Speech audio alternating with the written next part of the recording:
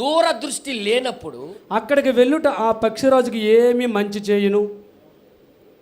అది ఇక్కడ ఏం జరుగుతుందో చూడకపోయినప్పుడు ఎగరడం ఎందుకు? ఇది ఎందుకు చెప్తున్నాడు తెలుసా? ఈ రోజుల్లో కూడా ఈ వర్తమానము ఏమి కోరుతుందో చూడలేకపోయినప్పుడు, ఈ వర్తమానం ఏది ఆశిస్తుందో నువ్వు దృష్టిని కనబడకపోయినప్పుడు, దీని గురించి ఎగరడం నీకెందుకు? ప్రయోజనం ఏంటి? నేనేది మాట్లాడుతున్నా అర్థం చేసుకో. హల్లెలూయా. ఇది సత్యం బెదరు, ఇది నిజం బెదరు, ఇది ప్రవక్త బెదరు. ఏం ప్రయోజనం అయ్యా ప్రవక్త చెప్పింది నువ్వు చేయకపోతే? ప్రవక్త అంటాడు ఆదివారం ఏ పని అయినా వదులుకోండి, దేవుని కోసం ఏదైనా మానేయండి, దేవుడి కోసం ఏదైనా వదులుకోవడానికి రెడీ అయిపోండి. హల్లెలూయా. వర్తమానం చెప్తుంది అలాగా. కానీ దీని గురించి ఏం సాక్ష్యం ఇస్తుంటాం మనము? ఇది మంచిది బెదోర్, ఇది నిజం బెదోర్, ఇది సత్యం బెదోర్. ఓ చూడకపోయిన ఎగరడం, ఇది చూడకపోయిన ఎగరడాలు ఇవి. నువ్వు అసలేది చూడలేకపోతున్నావు. ఇది ఏం కోరుతుంది అనేది, ఇది ఏం ఆశిస్తుంది అనేది చూడలేకపోయిన వాడివి నువ్వు. నీ ఎగరడాలు ఎవరికి కావాలి? ప్రవక్త అందుకు అంటాడు ఇక్కడ, ఏమంటాడు చూడండి, తిరిగి మరలా భూమిపైకి వచ్చుట, భూమి పైకి వచ్చుట అది ఏ విధముగానైనా, ఏ విధముగా అయినా, ఒకవేళ మనం ఎందుకు దుముకుచున్నామో, ఎందుకు ఎగురుతున్నావో తెలియకుండా ఉన్న ఎడల, తెలియకపోతే మనం ఎంత ఎత్తుకు దుముకి ఏమి చేయదము? ఏం చేస్తావు నువ్వు? చూసారా ఈ వర్తమానం కోసం హల్లెలూయా ఆమేన్ హల్లెలూయా ఆమేన్ అంటే ప్రయోజనం ఏంటి? నేను అనట్లే, ప్రవక్త అంటున్నాడు. ఈరోజు ఇంత గొప్ప సాక్ష్యం నీటిలో ఉండి చెప్పాడు ఆయన, నీటిలో ఉండి చెప్పాడు ఆయన. ఇదిగో లోక పాపములు మోసుకొని పోచున్న గొర్రెపిల్ల అన్నాడు. ఆయన మీదకి పావురం దిగి పరిశుద్ధాత్మ దిగి రావడం చూశాడు. అన్ని చూసినప్పటికి కూడా తీరా మోసి జైల్లోకి వెళ్ళిన తర్వాత ఈయనేనా ఇంకెవరి కోసమో చూడాలా? ఈరోజు పొరలు కమ్మిసాయి ఒక్కొక్కరికి వర్తమానములు ఉన్నోళ్ళకి, సేమ్ ఆహాన్లాగే. ఈ వర్తమానం నిజమేనా? ఎందుకు నా జీవితంలో పనిచేయట్లేదు అన్నట్టుకోండి. వర్తమానం మీద తోయకు. వర్తమానం పవర్ తగ్గలేదు. అక్కడ యేసు పవర్ తగ్గలే, ఆమేన్. యేసు శక్తి తగ్గిపోలే, హల్లెలూయా. యేసు పనితీరు తగ్గిపోలే. సమస్య ఎవరిది? యాహాను చూపు. యాహాను చూపులో తేడా ఉంది. ఈరోజు ఎక్కడున్న యాహాని సమస్య కానీ దేవుడిది సమస్య కాదు. ఆయన నిన్న నేడు యుగయుగములు ఒకటే ఉన్నాడు. హల్లెలూయా. మర్చిపోయారన్న ధన్యత. వారి ముందు జరుగుతున్న కార్యాలు చూసినప్పటికి కూడా ఇది ఏమై ఉన్నదో చూడలేకపోతున్నారు. వారి ముందు చేస్తున్న కార్యాలు బట్టి కూడా వాళ్ళు గ్రహించలేకపోతున్నారు. చూడండి ఇక్కడ ఏమంటాడు, మరియు ఒకవేళ ఒక శబ్దము, కేక పెట్టుటకు మనం ఏం కలిగి లేనప్పుడు, ఏమి కలిగి లేనప్పుడు మన కేకలు ఎందుకు? ఏం సాక్ష్యం ఇచ్చుచున్నాం? ఏం సాక్ష్యం ఇస్తున్నాం మనం? లేక చాలా ఎక్కువగా ఎందుకు కేకలు వేయుచున్నాం? ఎందుకు కేకలు వేస్తున్నాం మనం? చూసారా? మరియు అది ఇప్పుడు వ్యత్యాసమైనది. హల్లెలూయా హల్లెలూయా. ఒక ప్రత్యేకమైనది అది. ఆమేన్. నువ్వు కేకేయాలంటే ఒక ప్రత్యేకత నీలో ఉండాలి. yes lord. నువ్వు హల్లెలూయా చెప్పాలన్నా దాని వెనకాల అవును ఒక ప్రత్యేకతమైంది. అవును. అది నువ్వు కలిగి ఉన్నప్పుడు నువ్వు ఎగిరినా పర్వాలేదు. హల్లెలూయా. అసలైంది చూసావు కాబట్టి అవును, నువ్వు ఎగిరినా పర్వాలే. ఆమేన్. నీకు కనబడుతుంది కాబట్టి నువ్వు ఎగిరినా పర్వాలే. కుత్తుని ఎగిరితే ఏం ప్రయోజనం? ఈ వర్తమానం శాటేసి సెరిగేస్తుంది మనకి. అవును ప్రభు, నిజం చెప్తున్నా. అక్కడ ఏమంటాడు చూద్దాం కొద్దిగా. ఇప్పుడు శబ్దం చేయుటకు ఏదైనా మీరు కలిగి ఉన్న ఎడల, నువ్వు శబ్దం చేసే ముందు నీ దగ్గర ఏదో కలిగి లేకపోతే అప్పుడు ఆ శబ్దము బాగుండును. అది నీ కలిగి ఉంటే బాగుంటది. కానీ మొదటగా అదే వచ్చేంత వరకు వేచి ఉండండి. అది ఏదో నువ్వు పొందుకున్నంత వరకు వేచి ఉండు. టుష్ మాటలు ఎందుకు? నేను చిన్నప్పుడు డబ్బులు లేకపోయినా డబ్బులు ఉన్నట్టుగా గిలిగిలిగిల్లి ఆడించోండి జోబు. ఎందుకు? ఉట్టి డబ్బులు అవి.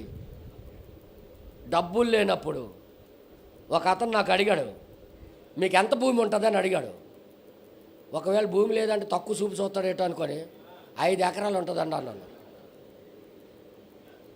5 ఎకరాలు ఉంటుంది. ఇంటి దగ్గర సెంటు భూమి లేదు మనకి. 5 ఎకరాలు అబద్ధమాడాను ఆ రోజుల్లో.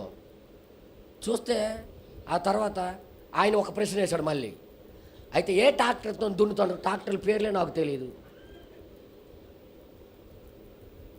ఏ ట్రాక్టర్తో దున్నుతున్నాడు అని అడిగాడు. దొరికిపోయాను నేను. అది అది అంటున్నాను. ఆ ఎగరడం ఎందుకు? నా దగ్గర లేనప్పుడు నేను దొరికిపోయాను. ఆయన రెడ్డి 100 ఎకరాలు 200 ఎకరాలు ఉన్నది ఆయన గారు. ఆయన ఆ భూమి దృష్టిలోనే నాకు అడుగుతుండు, నువ్వు ఎంత భూమి మీరు సంపాదించారు మీ నాన్న అని అడుగుతున్నాడు. మా నాన్న సంపాదించిన భూమి బోల్డ్ ఉందన్నాను నేను. అర్థమైంది మీ అందరికీ? అంటే లేకపోయిన ఎగురుడాలు దొరికిపోతాం. నిజం చెప్తున్నా, ఈరోజు ఏమీ లేకుండా టై ఎగరడం మంచిది కాదు. నీ జీవితంలో ఈ పవర్ నువ్వు చూడాలా. ఈ నిన్న నేడు ఒకటే రీతికున్న దేవుని యొక్క శక్తి మన జీవితాల్లో పని చేయడం చూడాలి ఫస్ట్. చూసిన తర్వాత దీని గురించి సాక్షిగా జీవించు. ఉత్తుకుతుని మాట్లాడటం ప్రయోజనం లేదు. ఒకరోజు పేతురు ఏమీ లేకుండా రాకుండా మాట్లాడటం ప్రారంభించాడు. ప్రభా, నువ్వు జీవాధిపతివి, నీకు ఎంతమంది వదిలినా నేను వదలను అన్నాడు. ఆయన అన్నాడు అప్పటికే, నువ్వే ప్రమాదంలో పడిపోతావు నువ్వు. లాస్ట్కి ఏమైందో తెలుసు మీ అందరికీ.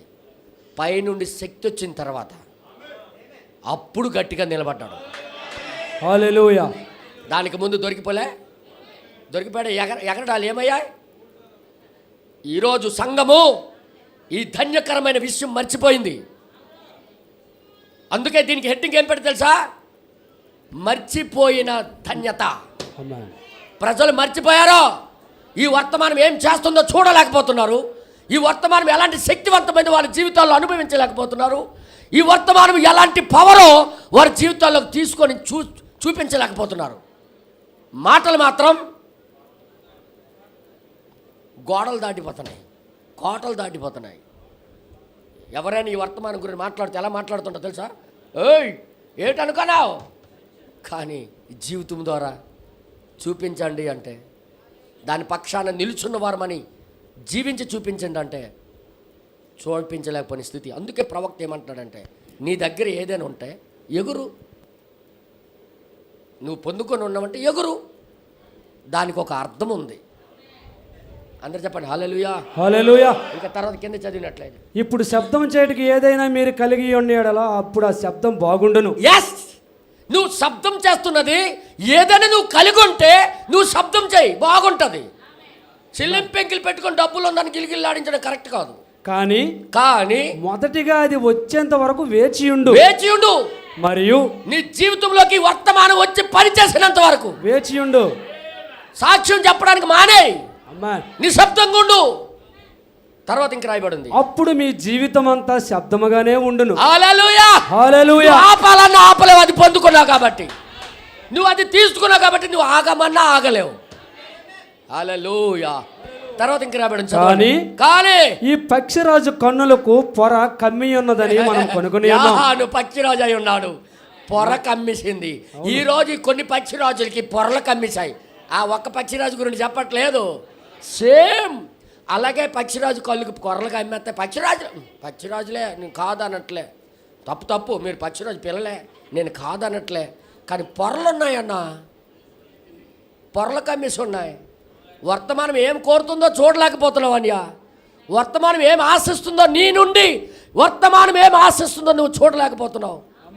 వర్తమానం ఏం కోరుతుందో నీ జీవితం నుండి నువ్వు చూడలేకపోతున్నావు. హల్లెలూయా. పక్షిరాజుకి పొరలు కమ్మిసి ఉన్నాయి.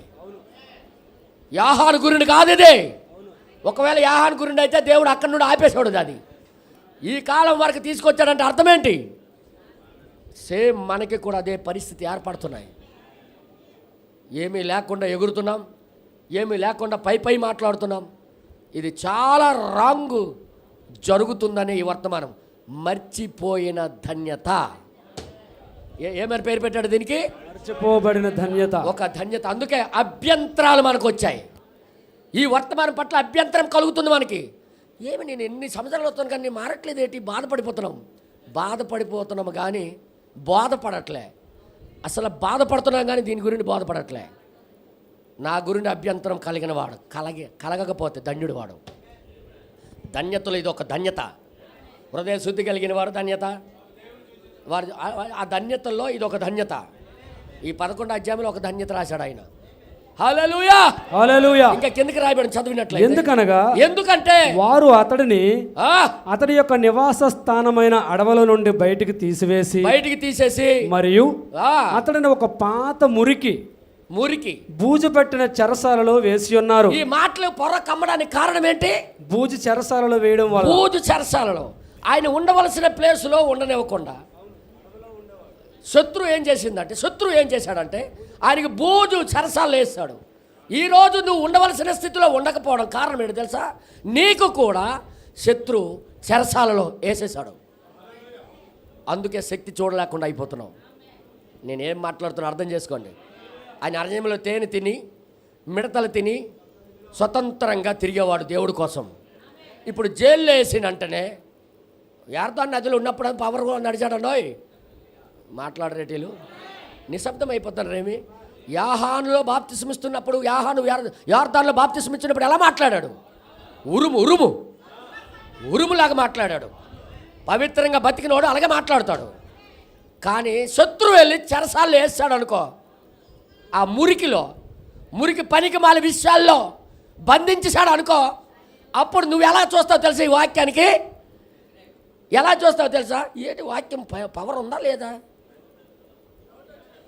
డౌట్ వచ్చింది ఆయనకి. డౌట్ వచ్చింది. వర్తమానం తప్పేమి లేదు నాయనా. నువ్వు ఉండవలసిన ప్లేస్ని బట్టి నువ్వు అలా మారిపోయావు. నువ్వు జీవించిన జీవితాన్ని బట్టి నువ్వు అలా మాట్లాడుతున్నావు. వర్తమానము నిన్న నేడు యుగయుగములు ఒక్కటే రీతిగా ఉన్నాడు. హల్లెలూయా. ఆయన ఆ కాలంలో పని చేసినట్టుగా ఈ కాలంలో కూడా పని చేయడానికి రెడీ. ఆ రోజుల్లో ఎలాగైతే ఆత్మ బాగు చేశాడో మనుషులకి, ఈ రోజు కూడా బాగు చేయిస్తాడు ఆయన. ఆ రోజులు ఎలాగైతే మనుషులు రోగాలను బాగు చేశాడో ఈ రోజు కూడా ఆ విధంగానే చేస్తాడు. ఈ ధన్యకరమైన వర్తమానం అందుకే వచ్చింది. ఆయన నిన్న నేడు ఒకటే రీతిగా ఉన్నాడని నిరూపించడానికి వచ్చింది. శాస్త్రులు పరిచయాలు దీని గురించి ఏమంటారు పక్కన పెట్టు. ఈరోజు డినామినేషన్లు ఏం మాట్లాడుతావు దీని గురించి వదిలేయి. కానీ నువ్వు చూడవలసిన రీతిలో దీన్ని నువ్వు చూడట్లేదు. శాస్త్రుల పరిచయాలు ఎలాగో ద్వేషిస్తారు. వాళ్ళు పూర్తిగా గుడ్డోలు. చూస్తున్నానని చెప్పుకున్నాడు చూడకపోతే ప్రమాదం కదా. నేనేం మాట్లాడుతున్నా అర్థం చేసుకో. ఇంకా అక్కడ కిందకి రాయబడి చదివినట్లయితే ఈ గొప్ప మనుష్యుడు గాలిలో ఎగరగలిగే పక్షిరాజు వంటి వాడు. అవును.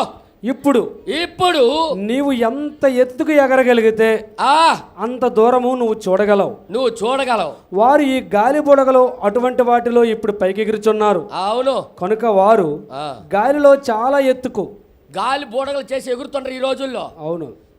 పక్షి ఈయన ఎగరగలడు నిజం. అయితే తర్వాత దానితో వారు భూమి యొక్క పూర్తి చిత్రమును, అవునండి, దాని యొక్క వంపులో వారు తీయగలుగుచున్నారు. నిజంగా అంత పైకి వెళ్తే భూమి ఎలాగొందో ఫోటోలు తీస్తున్నారు వీళ్ళు. అవును. ఓకే. తర్వాత మరియు నేను అనుకునుచున్నాను, రష్యా కలిగి ఉన్న ఈ క్రొత్త పరికరములో అవునండి 1 గంట మరియు 45 నిమిషాలలో భూమినంతా చుట్టి రావచ్చును. అంత ఫాస్ట్ గా కనిపెట్టారు వీళ్ళు. ఎందుకు వారు దాని యొక్క పూర్తి భ్రమణమును చిత్రమును తీయగలరు. అవును. ఇక్కడ అయితే టైం అయిపోతుంది. ఒకసారి ఒక పెద్ద పక్షిరాజు కొరకు నేను చాలా బాధపడితేనే. ఒక బాధపడుతున్నాడట. పక్షిరాజు మాత్రం చాలా పెద్దది. అవును. ఒక చెరలో పెట్టేశారు దానికి. మరియు ఒక జంతు ప్రదర్శనలకు వెళ్ళుటకు. అవునండి. కేవలం అందుకే నేను తట్టుకోలేను. అది చూడడానికి నేను తట్టుకోలేను కాబట్టి నేను వెళ్ళట్లేదు అందుకే అంటున్నాడు ఆయన. దీనమైన జీవి ఆ పక్షిరాజు వాటిని పంజరములో పెట్టడం చూడడానికి. అవునండి. సింహాలు మరియు ఏ విధముగా జీవితం అంతా అవి చెరసాలలో పెట్టబడుతున్నాయి. మరియు చిన్న సారా మరియు నేను ఒక్కసారికి ఎక్కడికి ఇవన్నీ చెప్పడానికి కారణం ఏంటి? ఉత్తినేనా? కాదు. ఉత్తినే బ్రహ్మణం గారు ఉత్తినే చెప్తున్నాడు. ఇదంతా పక్షిరాజు కూడా ఉత్తినే చెప్తున్నాడా? దాని వెనకాల భావము ఎగరవలసిన పక్షిరాజు, జీవించవలసిన ఒక క్రైస్తవుడు, వాక్యము నెరవేర్చవలసిన ఒక క్రైస్తవుడు ఏదో ఒక చెరలోని బందీ అయిపోతున్నాడు. వాడు ట్రై చేస్తున్నాడు ఎగరాలని, కానీ ఎగరలేకపోతున్నాడు. చెరసాలలో ఉంటున్నాడు వాడు. ఏదది జైల్లో వేస్తారు. ఊసల మధ్యలో బిగించేస్తున్నారు. మనకి పనిపాట్లని ఊసలో, సొంత కార్యాలనే ఊసలో ఏదో మాట్లాడుతున్నాం. మన పొట్ట పోషణ కోసం పనులు. అందరూ చెప్పండి.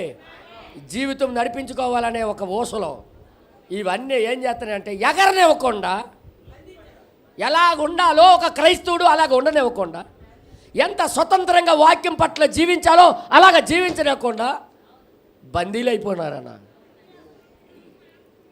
ఈ వాక్యం యొక్క శక్తిని చూడలేకపోయిన పరిస్థితులు ఉన్నారు. తర్వాత ఇక్కడ ఏమంటాడు చూద్దాం. అమ్మ ఆహారాన్ని సిద్ధము చేస్తూ ఉన్నప్పుడు, అవునండి, మేము చుట్టూ తిరుగుతూ ఉన్నాం. నేను చుట్టూ తిరుగుతూ ఉన్నాను, మరియు నేను ఒక కేక విన్నాను. ఒక కేక విన్నాను. అది ఏమిటా అని చూడడానికి అక్కడ తిరిగినప్పుడు ఏమైంది? నేను కొండ క్రిందకు వెళ్ళాను. ఆహా. మరియు వారు అప్పుడే ఒక పెద్ద పక్షిరాజును పట్టుకొని మరియు దానిని పంజరములో పెట్టి ఉన్నారు. పంజరములో పెట్టేసి బంధించేశారు. మరియు ఆ దీనమైన దానిని నేను అక్కడ చూచి ఉన్నాను. దీనమైన దాన్ని అక్కడ చూశాను. మరియు దాని శిరస్సు అంతా అది రక్తముతో కారుచున్నది. దాని శిరస్సు మరియు రెక్కల యొద్ద కొట్టుకొనుచున్నది. కొట్టుకుంటుంది అది ఎగరాలని. ఏకలన్నీ రాలిపోయినవి. ఎగరడానికి ప్రయత్నం చేస్తుంది. అప్పుడు అది ఎగురుటకు కారణం ఏంటి చెప్పండి మీరు? కారణం ఏంటి? వాళ్ళకు బందీ అయిపోయింది. చూడు ఎందుకు ఎగరలేకపోతుంది? పంజరములో ఉంది కాబట్టి. ఇంత చిన్న ప్రశ్నకి చెప్పలేకపోతున్నాను. ఎందుకు ఎగరలేకపోతుంది? దానికి సమస్య ఏంటంటే పంజరమే. ఈరోజు మనకి పంజరాలు ఏం చేస్తున్నాయి? కానీ వాక్యంలో పవర్ తగ్గలేదన్నో. ఒక క్రైస్తవుడు ఎంత పైకి తీసుకెళ్ళాలి అంత పైకి తీసుకెళ్తుంది ఇది. ఒక మనిషికి ఎంతగా మార్చాలో అంతగా మార్చగలదు ఇది. సమస్య అక్కడ మనమే పంజరంలోకి వెళ్ళిపోయాం. మన డ్యూటీలు మనకి ఆపేస్తున్నాయి. మాట్లాడరేటి? మన పనులే మనకు ఆపేస్తున్నాయి. మన స్వాస్థిత్వమే మనకు ఆపేస్తుంది. మన సొంత ఆలోచనలే మనకు ఆపేస్తున్నాయి. మన సొంత కోరికలే మనకి గజాల్లాగా మారిపోయినాయి. మీరు నిజమనండి అబద్ధమనండి, అది మాత్రం సత్యం. ఇవన్నీ ఉత్తినే చెప్పట్లేదు. ఈ స్టోరీ అర్థమైంది మీ అందరికీ? ఎప్పుడైనా చూడు, దేవుడే అడ్జస్ట్మెంట్ అయిపోతాడు అనుకుంటాము, కానీ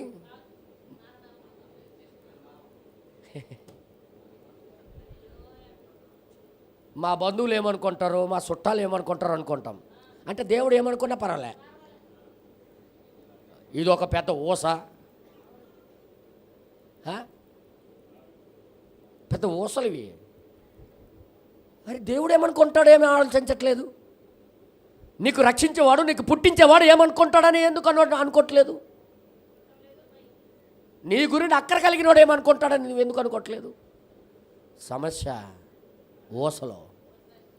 ఈ ఊసల నుండి బయటికి రమ్మని